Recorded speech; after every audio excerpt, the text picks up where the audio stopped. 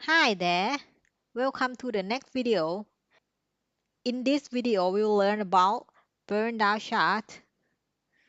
A Burndown chart shows the actual and estimated amount of work to be done in a sprint.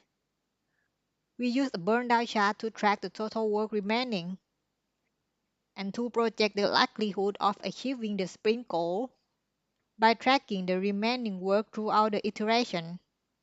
A team can manage its progress and respond to trends accordingly. For example, if the burnout chart shows that the team may not likely reach the sprint goal, then the team can take the necessary actions to stay on track. There are two things you should know before you start using the burnout chart. The first one is the burnout chart only applies to Scrum boards. And the second one is story points on subtasks are not included in the burnout chart. Only story points on parent tasks are included. To go to the Burndown chart, select Reports, and then select Burndown chart. We can see the Burndown chart for each sprint by selecting this drop-down list. Now we have two sprints available: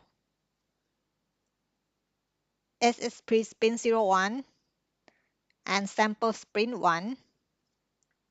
I will show you from the Sample Sprint 1.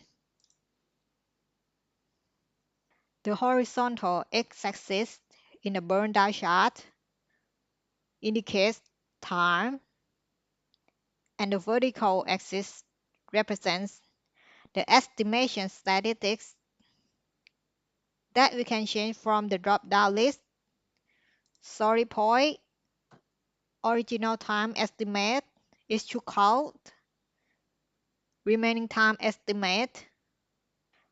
The gray line is the guideline of the sprint. The red line is remaining values or actual work line. The gray area is non-working days, which you can disable it from this checkbox. There is a detail how many issues are added when sprint start, the story point for each issues, and the total story points when sprint start. For this sprint is 18, so this burndown chart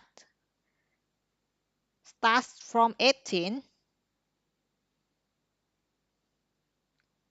and it will show when the issue completed. The story point of that issue will be decreased from the total above if the remaining values or red line is above the guideline. It means that there is more work left than originally predicted and the project is behind schedule.